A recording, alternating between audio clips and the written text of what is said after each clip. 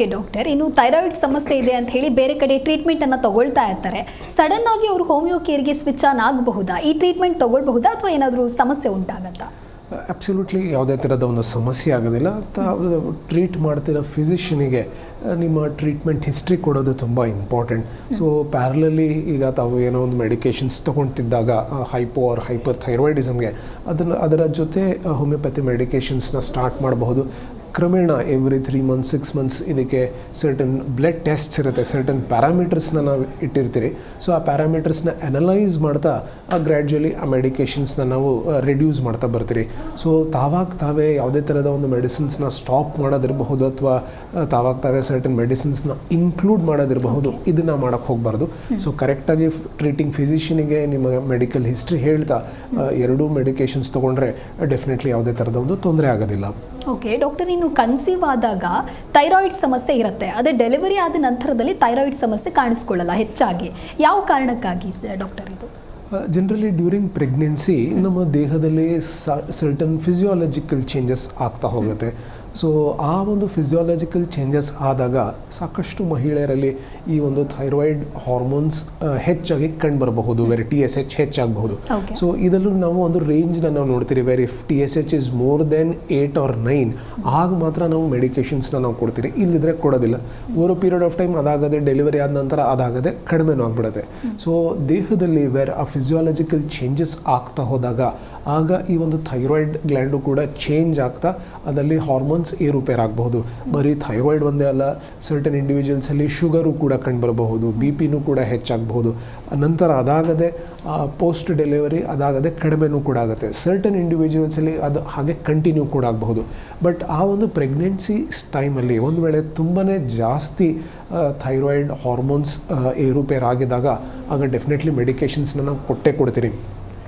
Mild ಡಿಗ್ರಿಯಲ್ಲಿ ಏರುಪೇರು ಆಗ್ತಿದ್ರೆ ಡೆಫಿನೆಟ್ಲಿ ಯಾವುದೇ ಥರದ ಒಂದು ಮೆಡಿಕೇಷನ್ಸ್ನ ನಾವು ಕೊಡೋದಿಲ್ಲ. It is basically a transient change, physiological change. During pregnancy ಒಂದೇ ಅಲ್ಲ, ಈಗ ಹೆಣ್ಮಕ್ಳಲ್ಲಿ ಅವರು ಮೆಚ್ಯೂರ್ ಆದಾಗ ಮೆನಾರ್ಕ್ ಆದಾಗಲೂ ಕೂಡ ಈ ಒಂದು ಥೈರಾಯ್ಡ್ ಹಾರ್ಮೋನ್ಸ್ ಫ್ಲಕ್ಚುಯೇಟ್ ಆಗಬಹುದು. ಸೊ ಇದಕ್ಕೆ ನಾವು ಸಬ್ ಕ್ಲಿನಿಕಲ್ ಹೈಪೋಥೈರಾಯ್ಡಿಸಮ್ ಅಂತ ಹೇಳ್ತೀರಿ. ಸೊ ಈ ಥರ ಫಿಸಿಯಾಲಜಿಕಲ್ ಚೇಂಜಸ್ ಆಗುತ್ತೆ, ಓವರ್ ಪೀರಿಯಡ್ ಆಫ್ ಟೈಮ್ ಅದಾಗದೆ ಕಡಿಮೆನೂ ಕೂಡ ಆಗಬಹುದು.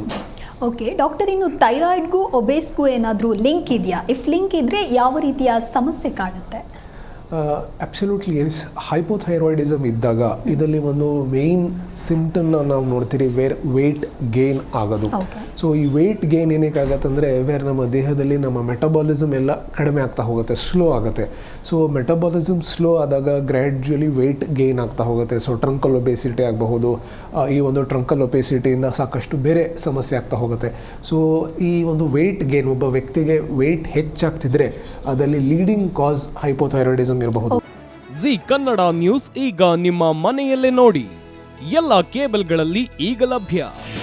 ನಿಮ್ಮ ನೆಚ್ಚಿನ ಜಿ ಕನ್ನಡ ನ್ಯೂಸ್ ಈಗ ಸನ್ ಡೈರೆಕ್ಟ್ ನಲ್ಲಿ number 292, Tata play number 1664, Jio TV number 1334, NXT digital number 30, in cable number 30, city networks 51, U digital number 162, GTPL number 17, Rockline telecommunications number 42, Shri Basaveshwara cable number 168, rural cable network 60, Vinayaka digital 57, Abhishek cable 821, city channel 53, Siddeshwara cable network 57, V4 digital Infotech 628, Surya digital networks 53, Gajanan digital number 836, Malnad Infotech private limited number